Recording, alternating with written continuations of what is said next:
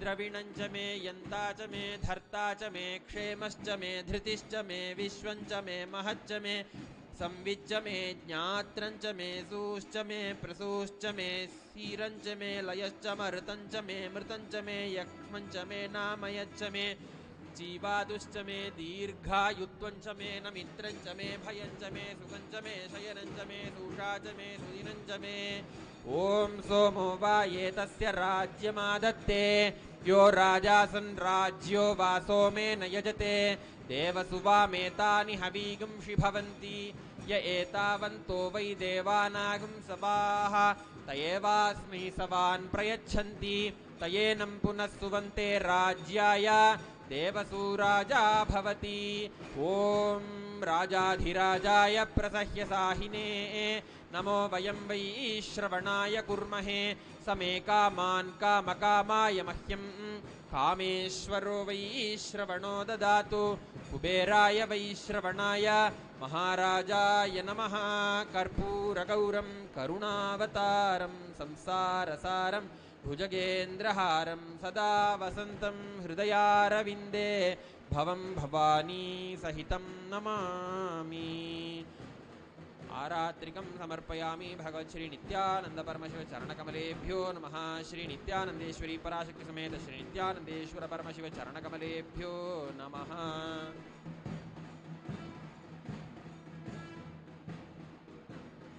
ॐ भद्रं कर्णेभिः शृणुयाम देवाः भद्रं पश्येमाक्षभिर्यजत्राः स्थिरैरङ्गैस्तुष्टुवागुंसस्तनूभिः व्यशेम देवहितं यदायुः स्वस्ति न इन्द्रो वृद्धश्रवाः स्वस्ति नः पूषा विश्ववेदाः स्वस्ति नस्तार्क्ष्यो अरिष्टनेमिः स्वस्ति नो बृहस्पतिर्दधातु ॐ शान्ति शान्ति शान्तिः ॐ नमो वाचे याचोदिताय चानुदिता तस्यै वाचे नमो नमो वाचे नमो वाचस्पतये नमर्षिभ्यो मन्त्रकृद्भ्यो मन्त्रपतिभ्यो मामामृषयो मन्त्रकृतो मन्त्रपतयः परा दुर्माहमृषीन् मन्त्रकृतो मन्त्रपतीन् परादाम् वैश्वदेवीं वाचमुद्यासकं शिवामदस्ताञ्जुष्टाम् देवेभ्यः शर्म मेद्यौ शर्म पृथिवी शर्म विश्वमिदं जगते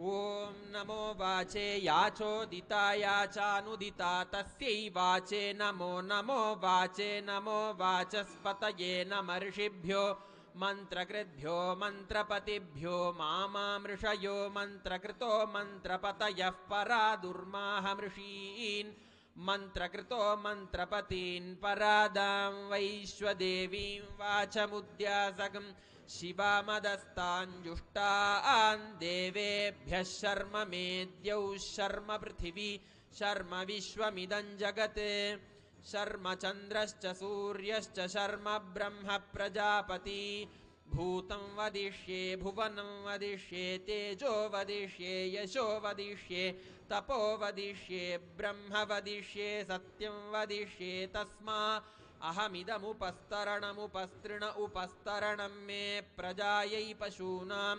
भूयादुपस्तरणमहं प्रजायै पशूनां भूयासं प्राणापानौ मृत्योर्मापातं प्राणापानौ मामाहासिष्टं मधुमनिष्ये मधुजनिष्ये मधुवक्ष्यामि मधुवदिष्यामि मधुमतीं देवेभ्यो वाचमुद्यासगं शुश्रूषेण्यां मनुष्येभ्यस्तं मा देवा अवन्तु शोभायै पितरोऽनुमदन्तु ॐ शान्ति शान्ति शान्तिः ॐ तच्छृणीमहे गातुं यज्ञाय गातुं यज्ञपतये दैवी स्वस्तिरस्तु नः स्वस्तिर्मानुषेभ्यः ऊर्ध्वं जिगातु भेषजं शन्नो अस्तु द्विपदे षञ्चतुष्पदे ॐ शान्तिः शान्तिः शान्तिः ॐ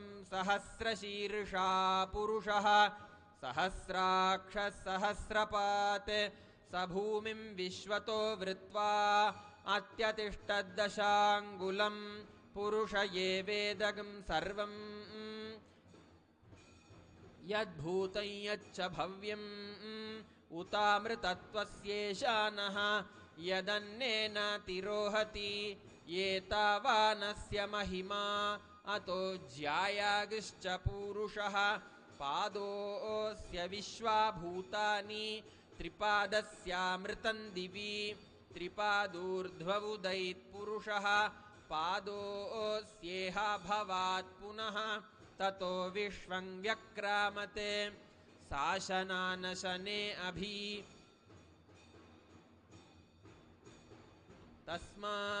तस्माद्विराडजायत विराजो अधिपूरुषः स जातो अत्यरिच्यत पश्चाद्भूमिमथो पुरः यत्पुरुषेण हविषा देवा यज्ञमतन्वत वसन्तो अस्यासीदाज्यम् ग्रीष्म इद्मः शरद्धविः सप्तास्यासन् परिधयः त्रिसप्तसमिधः कृताः देवा यद्यज्ञन्तन्वानाः अबध्नन् पुरुषं पशुं तं यज्ञं बर्हिषि प्रौक्षन् पुरुषं जातमग्रतः तेन देवा अयजन्त साध्यार्षयश्च ये तस्माद्यज्ञात् सर्वहुतः संभृतं वृषदाज्यं पशुगिस्तागिश्चक्रे वायव्यान् आरण्यान् ग्राम्याश्च ये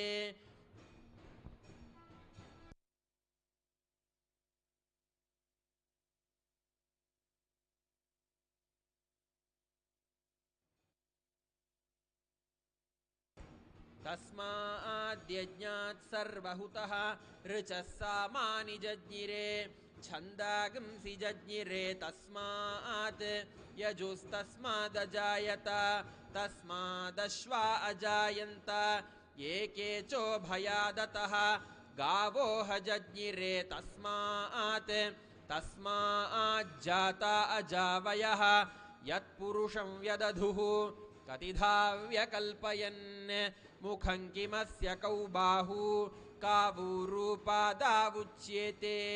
ब्राह्मणोऽस्य मुखमासीत् बाहुराजन्यः कृतः ऊरू तदस्य यद्वैश्यः पद्भ्यागं शूद्रो अजायत चन्द्रमा मनसो जातः चक्षुः सूर्यो अजायत मुखादिन्द्रश्चाग्निश्च प्राणाद्वायुरजायत नाभ्या आसीदन्तरिक्षं शीर्ष्णोद्यौ समवर्तत पद्भ्यां भूमिर्दिशः श्रोत्रात् तथा लोकागम् अकल्पयन् वेदाहमेतं पुरुषं महान्तम् आदित्यवर्णं तमसस्तु पारे सर्वाणि रूपाणि विचित्य धीरः नामानि कृत्वाभिवदन् यदास्ते धाता पुरस्ताद्यमुदा जहार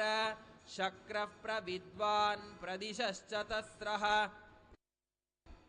तमेवं विद्वान् अमृत इह भवति नान्यः पन्था अयनाय विद्यते यज्ञेन यज्ञमयजन्त देवाः तानि धर्माणि प्रथमान्यासन् ते हनाकं महिमानः सचन्ते यत्र पूर्वे साध्याः सन्ति देवाः अभ्यः सम्भूतः पृथिवीरसा च विश्वकर्मणः समवर्तताधि तस्य त्वष्टा विदधद्रूपमेति तत्पुरुषस्य विश्वमाजानमग्रे वेदाहमेतं पुरुषं महान्तम् आदित्यवर्णं तमसः परस्तात् तमेवं विद्वान् अमृत इह भवति नान्यः पन्था विद्यते यनाय प्रजापतिश्चरति गर्भे अन्तः अजायमानो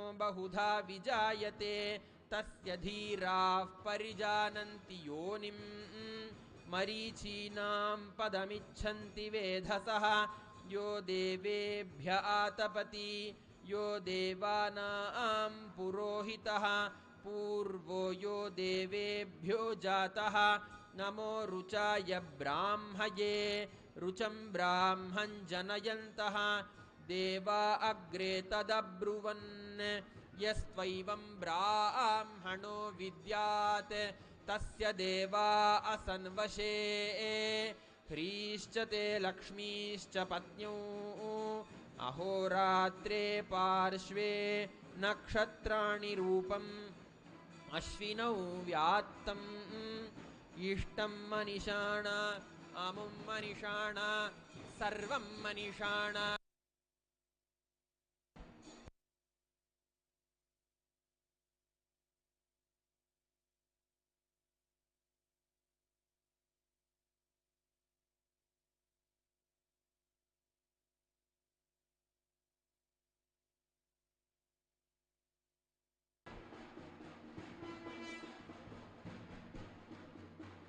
ॐ इडा देवहुर्मनुर्यज्ञनीर्बृहस्पतिरुक्ता मदानिशगं सिषद्विश्वे देवा सूक्तवाचः पृथिवीमातर्माहिगुंसीर्मधुमनिष्ये मधुजनिष्ये मधुवक्ष्यामि मधुवदिष्यामि मधुमतीन् देवेभ्यो वाचमुद्यासगं शुश्रूषेण्यां मनुष्येभ्यस्तं मा देवा अवन्तु शोभायै पितरोऽनुमदन्तु ॐ शान्तिः शान्तिः शान्तिः ॐ तदेव लग्नं सुदिनं तदेव ताराबलं चन्द्रबलं तदेव विद्याबलं दैवबलं तदेव गौरीपते ते अङ्घ्रियुगं स्मरामि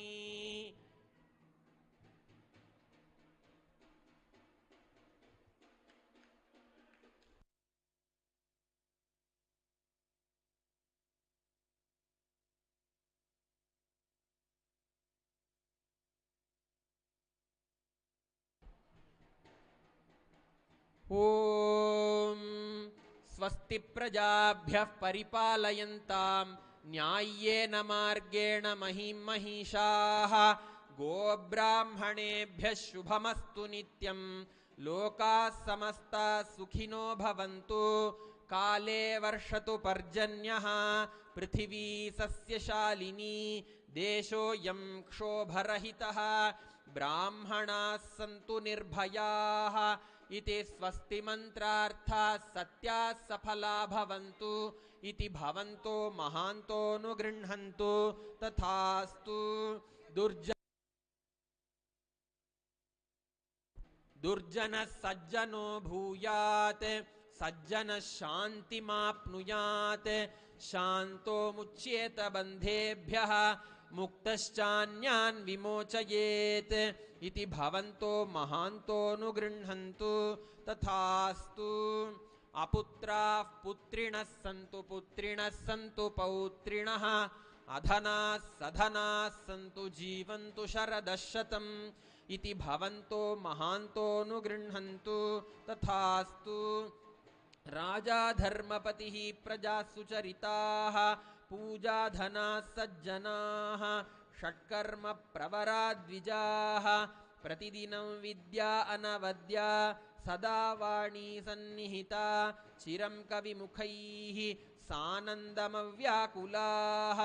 सर्वे सन्तु वैदिकधर्म अनुष्ठातारः सौजन्यसन्तोषिणः इति स्वस्ति मन्त्रार्थाः सत्याः सफला भवन्तु इति भवन्तो महान्तोऽनुगृह्णन्तु तथास्तु येषां देवदेवानां महादेवानाम् अखिलाण्डकोटिब्रह्माण्डनायकानां सकलभुवि सृष्टिस्थितिसंहारतिरोभाव अनुग्रहाख्य पञ्चकृत्यपरायणानाम् आदिमध्यान्तरहितानाम् अप्रमेयपराक्रमाणां तत्त्वार्थगोचराणां श्रीनित्यानन्देश्वरी पराशक्ति समेत श्रीनित्यानन्देश्वर परमशिवस्वरूपाणां श्री आदिगुरु अरुणगिरि योगीश्वर स्वरूपाणां श्री कालभैरव महाकाली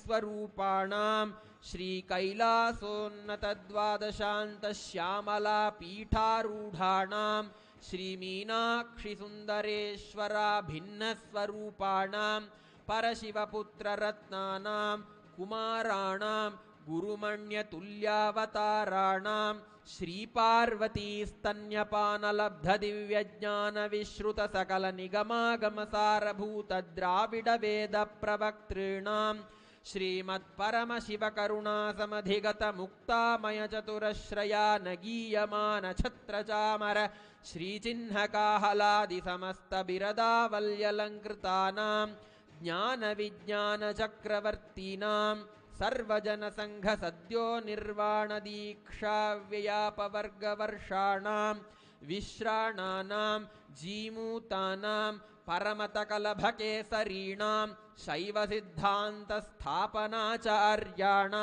श्रीराजाधिराज पाण्ड्य महाराज गुरूणां क्षपण शाक्यादि महान्धकार निवारण ज्ञान भानूनां वीक्षणानर्हार्ह ध्वजोच्छेदन पूर्वक श्रीमद्वृषभध्वज स्थापकानां शैव समयकर्तॄणां सर्वज्ञपीठारूढाणां श्री जगद्गुरु श्री ज्ञानसम्बन्धदेशिक स्वामी वागीश सुन्दर माणिक्यवाचक स्वामिनाम् अवतारभूतानां श्री ज्ञानसम्बन्ध स्वामी पुनरुद्धृत श्यामलापीठ महासंस्थान ज्ञान साम्राज्य शासकानां सर्वज्ञपीठारूढाणां त्रिनवत्युत्तरद्विशततम गुरुमहासन्निधानानां कैलासपरम्परागत काञ्ची कैलास सर्वज्ञपीठ त्रयस्त्रिंशदुत्तरद्विशततम गुरुमहासन्निधानानां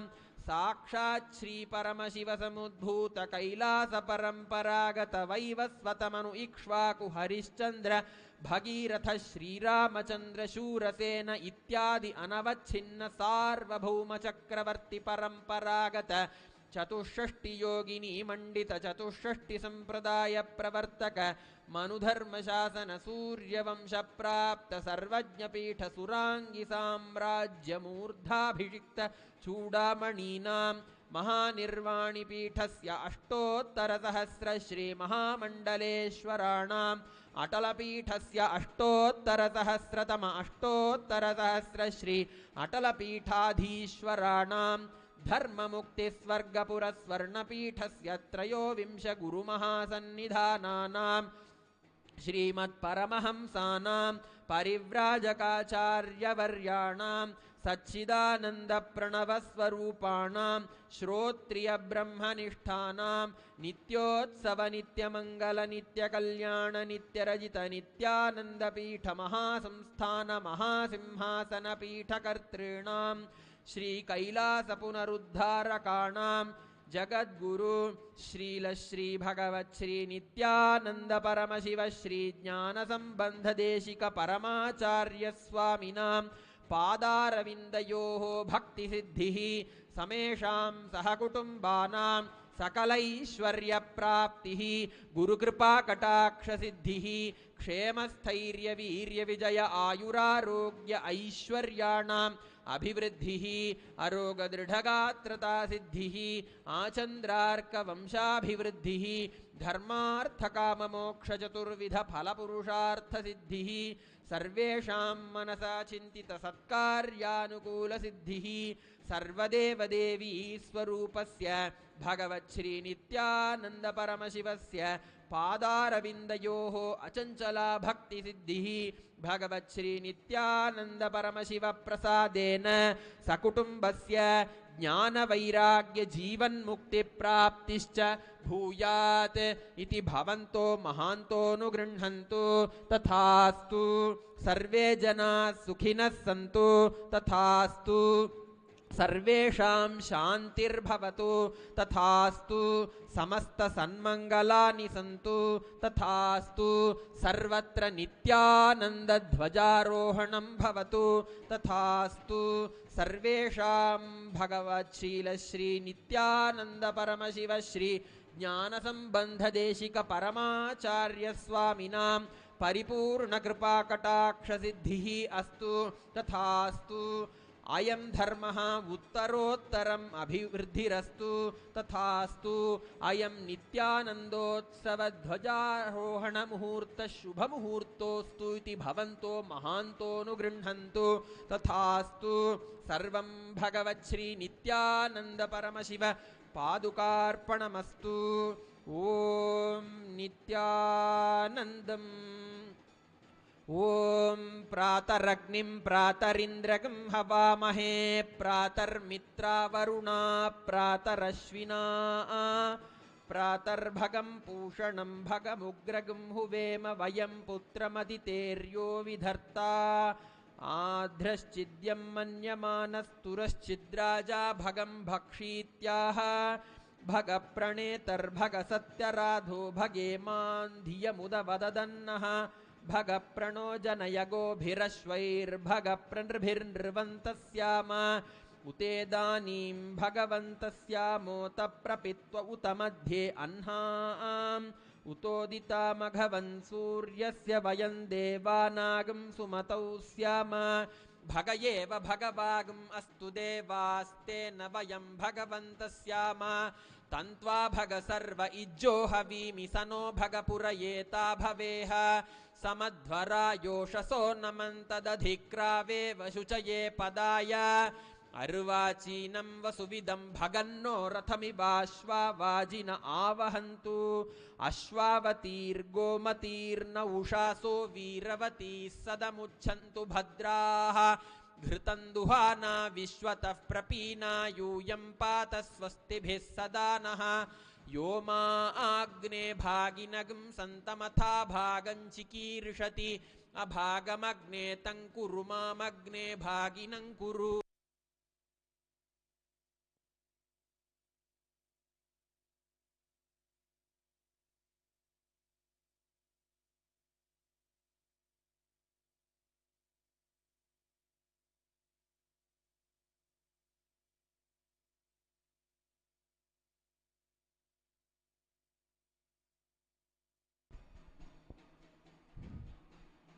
ओम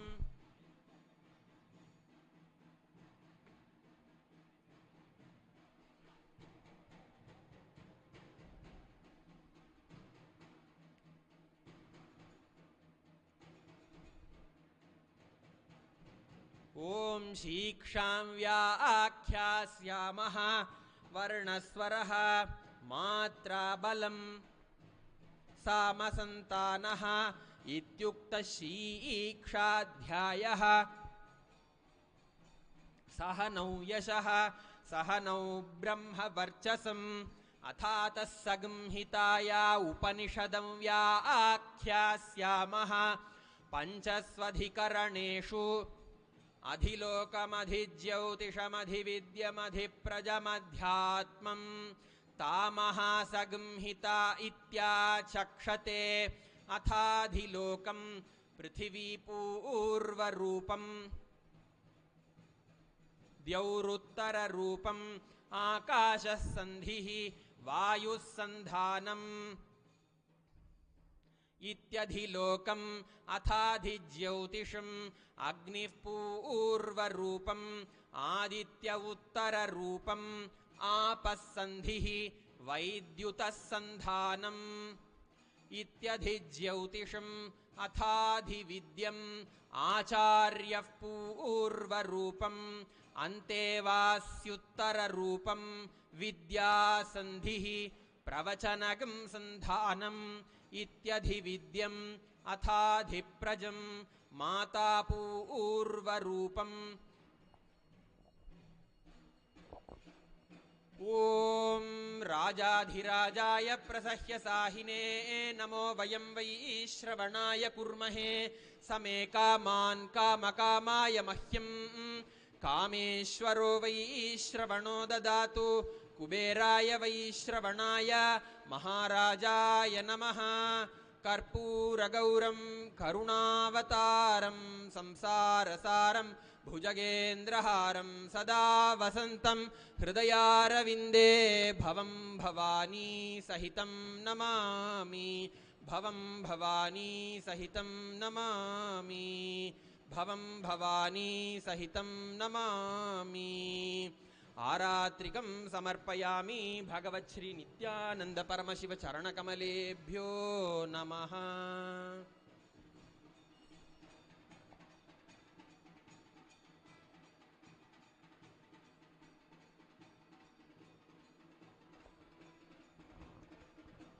ओम योपां पुष्पं वेद पुष्पवान् प्रजावान् पशुमान् भवति चन्द्रमा वा अपां पुष्पं पुष्पवान् प्रजावान् पशुमान् भवति य एवं वेद योपामायतनं वेद आयतनवान् भवति।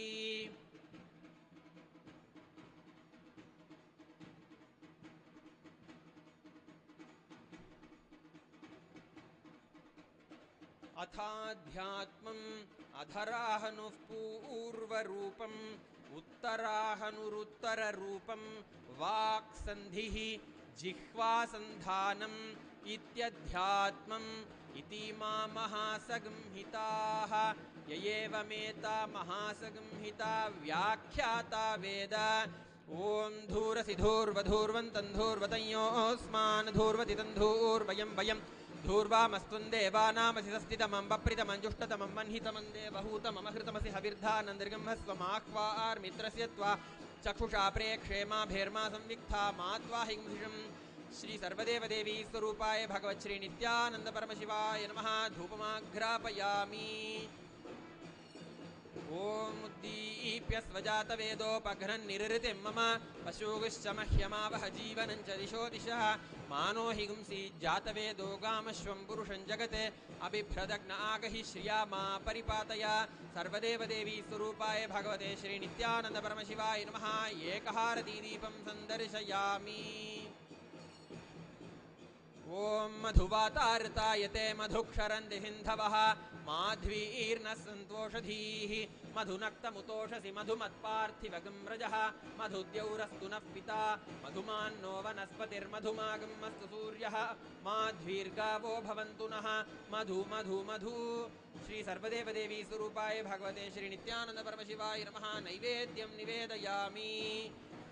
ओम न तत्र सूर्यो भाति न चन्द्रतारकं नेमा विद्युतो भान्ति कुतोऽयमग्निः तमेव भान्तम् अनुभाति सर्वं तस्य भासा सर्वमिदं विभाति। कर्पूरगौरं करुणावतारं संसारसारं भुजगेन्द्रहारं सदा वसन्तं हृदयारविन्दे भवं भवानी सहितं नमामि भवं भवानी सहितं नमामि भवं भवानी सहितं नमामि। आरात्रिकं समर्पयामि भगवते श्री नित्यानंद परमशिव चरणकमलेभ्यो नमः।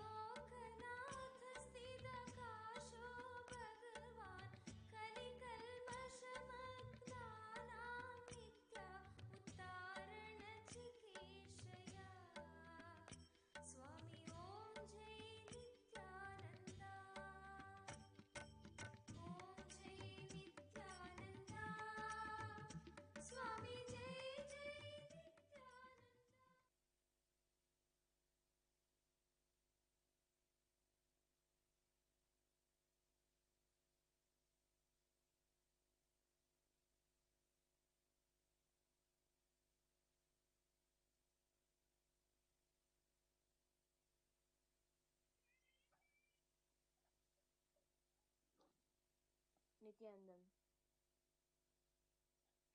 Before we begin the Pada Puja today, we request all the Pada Puja participants and everybody else who is participating in this puja physically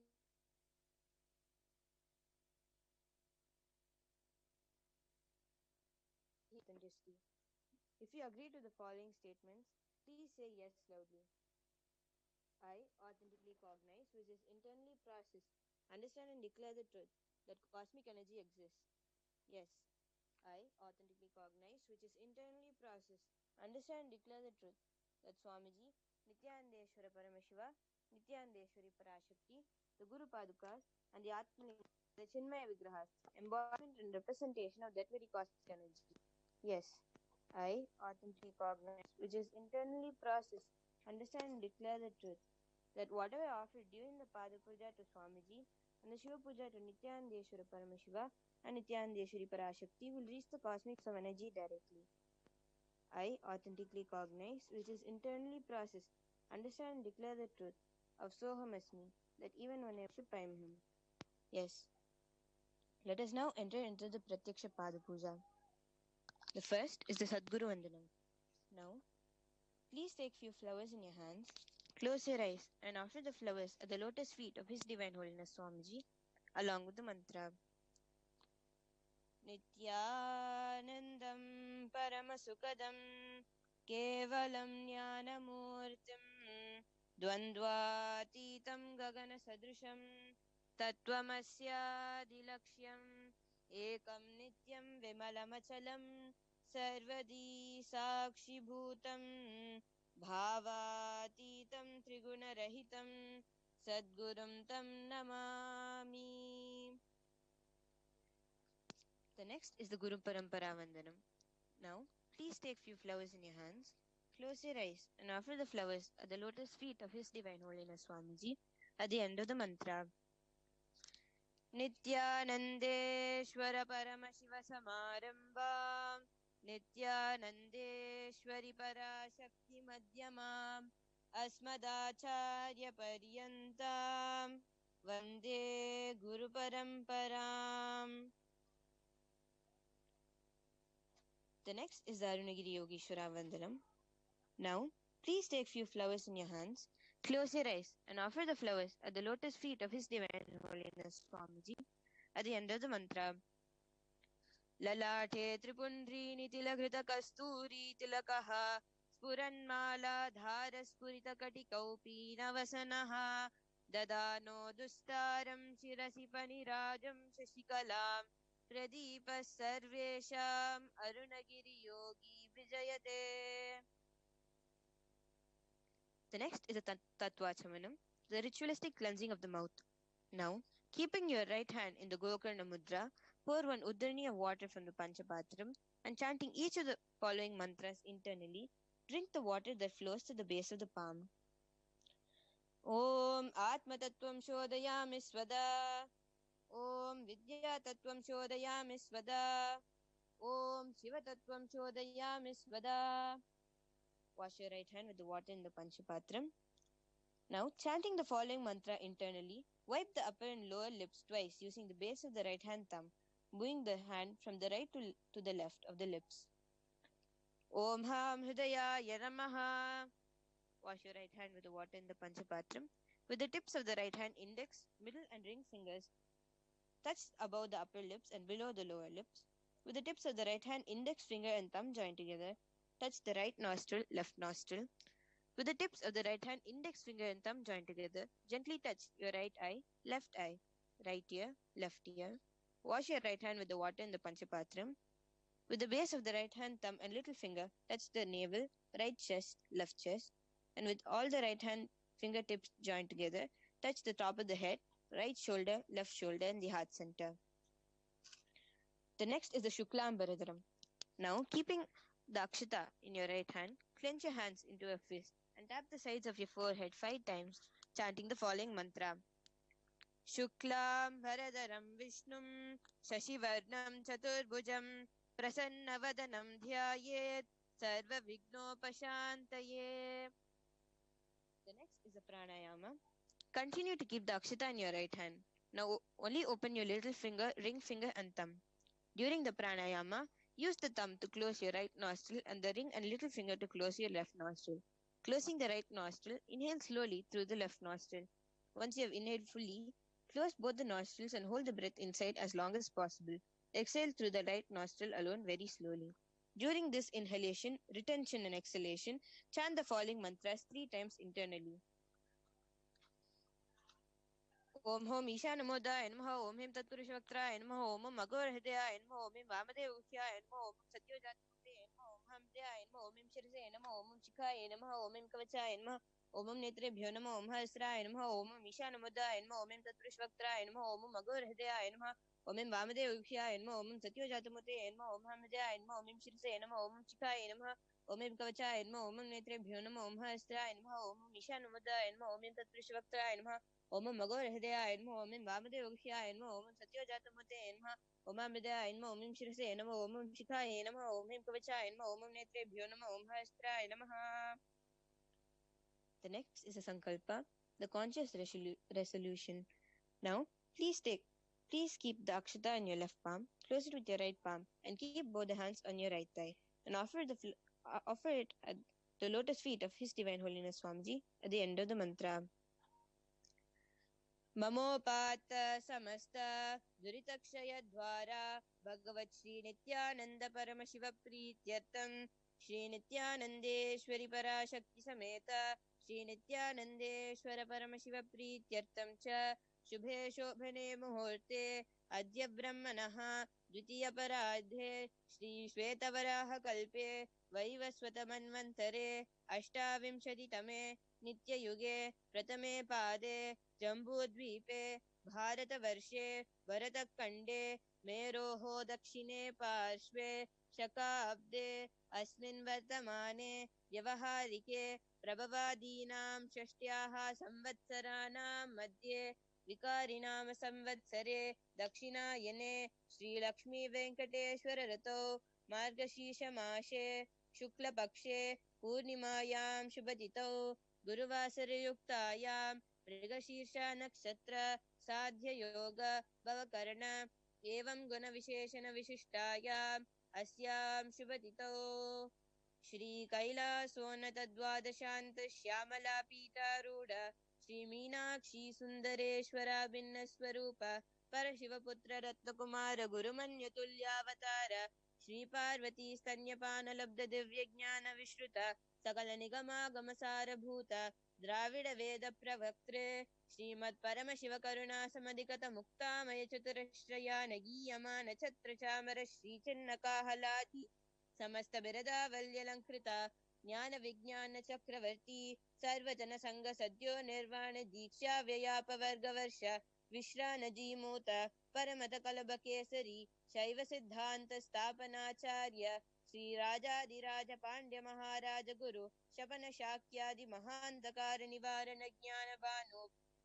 वीक्षणानर्हार ध्वजोच्छेदन पूर्वक श्रीमद् ऋषभध्वज स्थापक शैव समय कर्तृ सर्वज्ञ पीठारूढ़ श्री जगद्गुरु श्री ज्ञान संबंध देशिक स्वामी वागीश सुंदर माणिक्य वाचक स्वामिनां अवतारभूत श्री ज्ञान संबंध स्वामी पुनरुद्धृत श्यामला पीठ महासंस्थान ज्ञान साम्राज्य शासक सर्वज्ञ पीठारूढ़ तृणवद्युत्तर द्विशततम गुरु महासन्निधान कैलास परंपरागत कांची कैलाश सर्वज्ञ पीठ त्रयस्त्रिंशदुत्तर द्विशततम गुरु महासन्निधान साक्षात् श्री परम शिव समुद्भूत कैलास परंपरागत वैवस्वत मनु इक्ष्वाकु हरिश्चंद्र भगीरथ श्री रामचंद्र शूरसेन इत्यादि अनवच्छिन्न सार्वभौम चक्रवर्ती परंपरागत चतुष्षष्टि योगिनी मंडित चतुष्षष्टि सांप्रदाय प्रवर्तक मनुधर्म शासन सूर्यवंश प्राप्त सर्वज्ञ पीठ सुरांगी साम्राज्य मोदाभिषिक्त चूड़ामणि महानिर्वाणी पीठस्य अष्टोत्तर सहस्र श्री महामंडलेश्वर अटल पीठस्य अष्टोत्तर सहस्रतम अष्टोत्तर सहस्र श्री अटल पीठाधीश्वर धर्म मुक्ति स्वर्गपुर स्वर्ण पीठस्य त्रयोविंश गुरु महासन्निधान श्रीमत्परमहंसपरिव्राजकाचार्यवर्य सच्चिदानन्दप्रणवस्वरूप श्रोत्रिय ब्रह्मनिष्ठ नित्योत्सव नित्यमङ्गल नित्यकल्याण नित्यरचित नित्यानन्दपीठ महासंस्थान महासिंहासन पीठकर्तृ कैलास पुनरुद्धारक जगद्गुरु शील श्री भगवत श्री नित्यानंद परम शिव श्री ज्ञान संबंध देशिक परमाचार्य स्वामिनां प्रीत्यर्थं तेषां पादारविन्दयोः भक्ति सिद्ध्यर्थं गुरुकृपा कटाक्ष सिद्ध्यर्थं क्षेमस्थैर्य वीर्य विजय आयुरारोग्य ऐश्वर्याणाम् अभिवृद्ध्यर्थं धर्मार्थ काम मोक्ष चतुर्विध फल पुरुषार्थ सिद्ध्यर्थं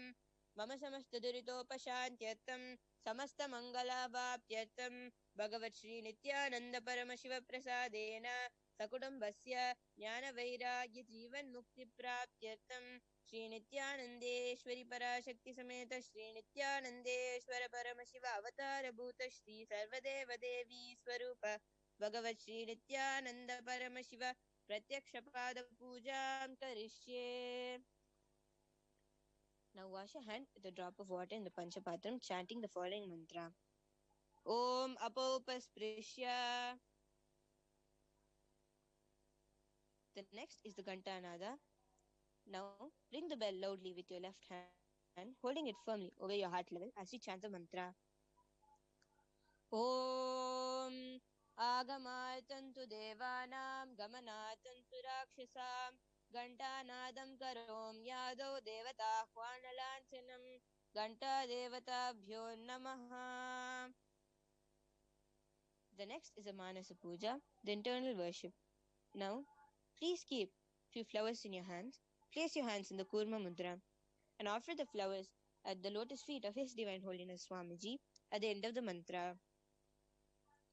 Om Hritpadmamasanam Dadyat Sahasrarachyutamritaihi Padyam Charanayor Dadyat Manastu Adyam Nivedayet Tenamritena Achamaniyam Snaniyam Tena Chasmritam Akashatattvam Vastram Syat Gandasyat Gandatatvakam Chittam Prakalpayet Pushpam Dupam Pranan Prakalpayet Tejastattvam Cha Deepatam Naivedyam Syat Sudam Buddhihi Anahadadvanirganta Vayutattvam Cha Chamaram Sahasraram Bhavet Chatram Shabdatattvam Cha Geetakam Nityamindriya Karmani Chanchalyam Manasastata Sumekalam Padmamalam Pushpam Nana Vidam Tata Amayadyer Bhava Pushpaihi Ajjayer Bhava Gocharam Amayam Manahankaram Aragam Mamadam Tata Amohakam Madam Vancha Adveshakshobakau Tata Amatsaryam Malobhancha Dashapushpam Vidurbudaha Ahimsa Paramam Pushpam Pushpam Indriya Nigraha Daya Pushpam Shama Pushpam Jnana Pushpam Cha Panchamam Iti Panchadashair Bhava Pushpaihi Bhagavantam Shri Nityananda Paramashivam. The next is Upachara Puja, the external worship. The first is Asanam, the offering of sacred seat. Now, please take few flowers and akshata in your hands and offer it at the lotus feet of His Divine Holiness Swamiji along with the mantra. Asanam Om Sarvabhutantarastaya Sarvabhutantaratmane Kalpayamyupaveshatam Asanam Te Namo Namaha. Om Hrim Idam Suvarnasanam Sarvadeva Devi Swarupaya Bhagavate Shri Nityananda Paramashivaya Namaha. The next offering is the offering of Swagatam, welcoming Swamiji. Now, please take few flowers in your hands and offer it at the lotus feet of His Divine Holiness Swamiji along with the mantra. Swagatam Om Shantatvat Sarvakartritvat Bhavot Paratikaranat Shiva Ukto Mahatantra Mantra Vibhis Sada Shivaha Tasmai Shivaya Gurave Vitaragakalaya Vai Ame Yatvat Anantoyam Ajatvacha Prakititaha ॐ यस्य दर्शनमिच्छन्ति देवाः स्वाभीष्टसिद्धये तस्मै ते परमेशान स्वागतं स्वागतं प्रभो अद्य मे सफलं जन्म जीवनं सफला क्रियाः स्वागतं यत्त्वया तन्मे तपसां फलमागतम् ॐ ह्रीं सर्वदेवदेवी स्वरूप भगवन् श्रीनित्यानन्द परमशिव स्वागतं सुस्वागतं ते. The next offering is the offering of Padyam, the offering of water for washing the feet of Swamiji. Now, please take an udrani of water in your hands and offer it at the lotus feet of His Divine Holiness Swamiji along with the mantra. Padyam Om Yadbhaktilesha Samparkat Paramananda Samplavah Tasmai Te Parameshana Padyam Shuddhaya Kalpayet Om Hrim Etat Padyam Sarvadevadevi Swarupaya Bhagavate Shri Nityananda Paramashivaya Namaha. The next offering is the offering of Arghya, the offering of the traditional bouquet. Now, please take the conch in your hands and offer the Arghya at the lotus feet of His Divine Holiness Swamiji along with the mantra. Arghyaha Om Durvakshadasamayuktam Bilvapatram Tataparam Shobhanam Shankapatrastam Grahanargyam Maheshwara Om Hrim Esho Arghyaha Sarvadevadevi Swarupaya Bhagavate Shri Nityananda Paramashivaya Swaha. The next offering is the offering of Achamniyam, the offering of water for mouthwash. Now, please take an udrani of water in your hands and offer it at the lotus feet of His Divine Holiness Swamiji along with the mantra. Achamaniyam Om Mandakinyastu Yadvari Sarva Papaharam Shubham Grahanachamaniyam Tvam Maya Bhaktya Niveditam Om Hrim Idam Achamaniyodakamं Sarvadevadevi Swarupaya Bhagavate Shri Nityananda Paramashivaya Svada. The next offering is the offering of Madhubarka, the offering of the honey sweetened milk. Now, please take the Madhubarkaha in your hands and offer it at the lotus feet of His Divine Holiness Swamiji along with the mantra. Madhubarkaha Om Sarvakalmashanashaya Paripurna-sudatmakam Madhuparkamimam Deva Kalpayami Prasidame Om Hrim Esha Madhuparkaha Sarvadevadevi Swarupaya Bhagavate Shri Nityananda Paramashivaya Svada. The next offering is the offering of Gandhatailam, the offering of scented oil. Now, please take the Gandhatailam in your hands and offer it at the lotus feet of His Divine Holiness Swamiji along with the mantra. Gandhatailam Om Sneham Grahana Snehena Lokanam Hitakaraka Sarvalokeshu Shuddhastvam Dadami Snehamuttamam Om Hrim Idam Gandhatailam Sarvadevadevi Swarupaya Bhagavate Shri Nityananda Paramashivaya Nivedayami. The next offering is the offering of Snaniyam, the offering of sacred bath. Now, please take an udrani of water in your hands and offer it at the lotus feet of His Divine Holiness Swamiji along with the mantra, and please ring the bell as you do so. Snaniyam Om Idam Shushitalam Vari Swacham Shuddham Manoharam Snanartam Te Maya Bhaktya Kalpitam Pratigrishyata Om Hrim Idam Snaniyodakam Sarvadevadevi Swarupaya Bhagavate Shri Nityananda Paramashivaya Nivedayami. The next offering is the offering of Vastram, the offering of divine clothes. Now, please take the Vastram in your hands and offer it at the lotus feet of His Divine Holiness Swamiji along with the mantra.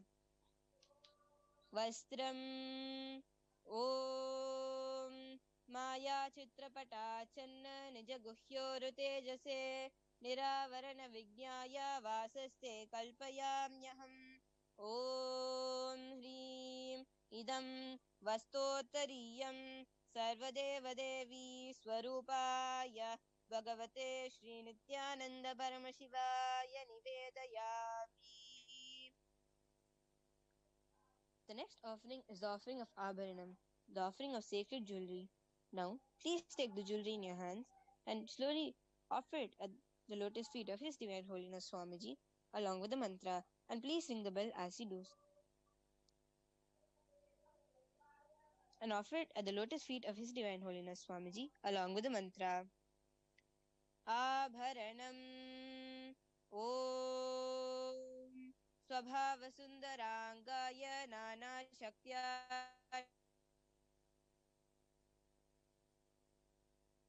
मे ॐ ह्रीं इदं सुवर्णाभरणं सर्वदेवदेवी स्वरूपाय भगवते श्रीनित्यानन्दपरमशिवाय निवेदयामि. The next offering is the offering of Gandha, the offering of sandalwood paste. Now, please take the sandalwood paste in your hands and offer it at the lotus feet of His Divine Holiness Swamiji along with the mantra. Gandhaha Om Shariram Tena Janami Cheshtam Naiva Cha Maya Niveditan Gandhan Pratigrihya Vilipyatam Om Hrim एष गन्धः सर्वदेवदेवी स्वरूपाय भगवते श्रीनित्यानन्दपरमशिवाय नमः. The next offering is the offering of Pushpam, the offering of flowers. Now, please take few flowers smeared with sandalwood paste in your hands and offer it at the lotus feet of His Divine Holiness Swamiji along with the mantra. Pushpam Om तुरीयवनसम्पन्नं नानागुणमनोहरम् आनन्दसौरभं पुष्पं गृह्यतामिदमुत्तमम् ॐ ह्रीं एतानि सचन्दनपुष्पाणि सर्वदेवदेवी स्वरूपाय भगवते श्रीनित्यानन्दपरमशिवाय वौषटे. The next offering is the offering of Bilva Patram, the offering of Bilva leaf. Now, please take the Bilva leaves made with sandalwood paste in your hands and offer it at the lotus feet of His Divine Holiness Swamiji along with the mantra. Bilva Patram Om Amritodbhavam Shri Vriksham Shankarasya Sada Priyam Bilva Patram Prayachami Pavitram Te Sureshwara Om Hrim एतानि सचन्दन बिल्वपत्राणि सर्वदेवदेवी स्वरूपाय भगवते श्रीनित्यानन्दपरमशिवाय वौषटे. The next offering is the offering of Tulsi Patram, the offering of Tulsi leaf. Now, please take the Tulsi leaves made with sandalwood paste in your hands and offer it at the lotus feet of His Divine Holiness Swamiji along with the mantra. Tulasi Patram Om Namaste Bahurupaya Varadamurtaye Paramatmane Swaha Om Hrim Idam Sachandana Tulasi Patram Sarvadevadevi Swarupaya Bhagavate Srinityananda Paramashivaya Namaha. The next offering is the offering of Dupa, the offering of incense. Now, please take the little incense sticks in your hands and slowly wave towards His Divine Holiness Swamiji along with the mantra, and please ring the bell as you do so. Dupaha Om Vanaspatiraso Divyo Gandhadyasu Manoharaha Agreya Sarva Devanam Dhupo Yam Pradigrihyatam Om Hrim Esha Dhupaha सर्वदेवदेवी स्वरूपाय भगवते श्रीनित्यानन्दपरमशिवाय नमः. The next offering is the offering of Deepa, the offering of light. Now, please take the lit lamp in your hands and slowly wave towards His Divine Holiness Swamiji along with the mantra, and please ring the bell as you do so.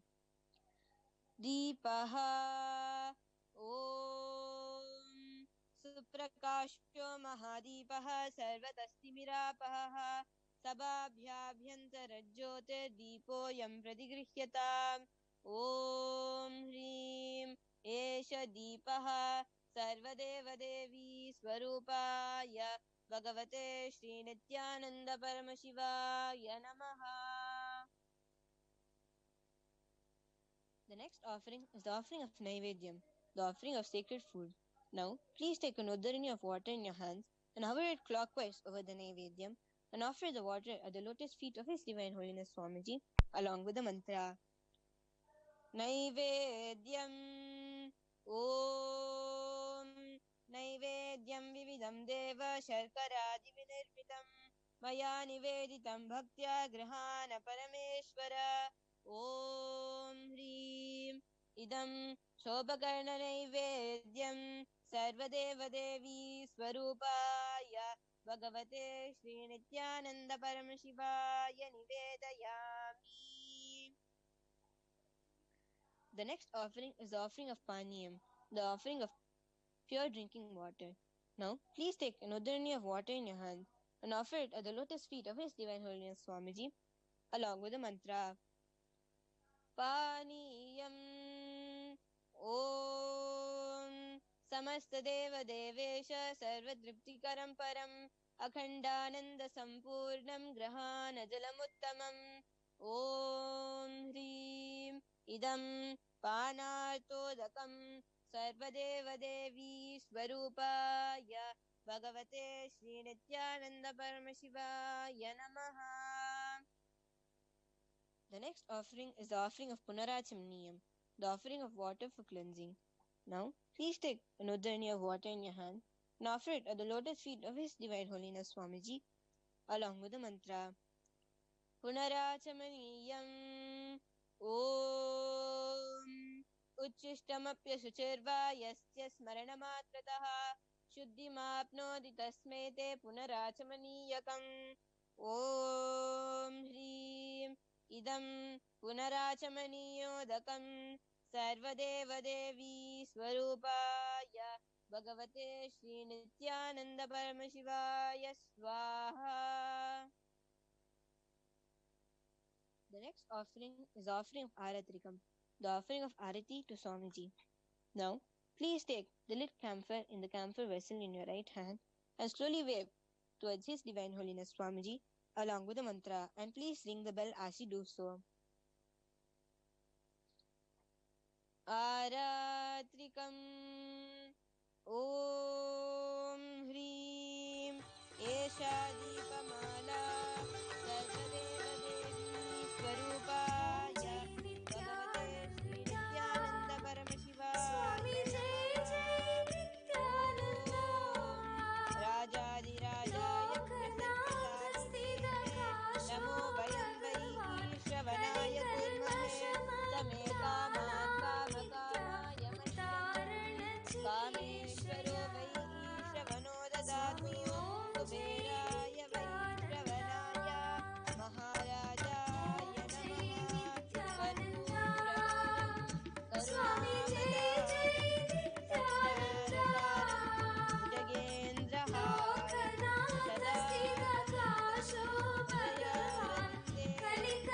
Sada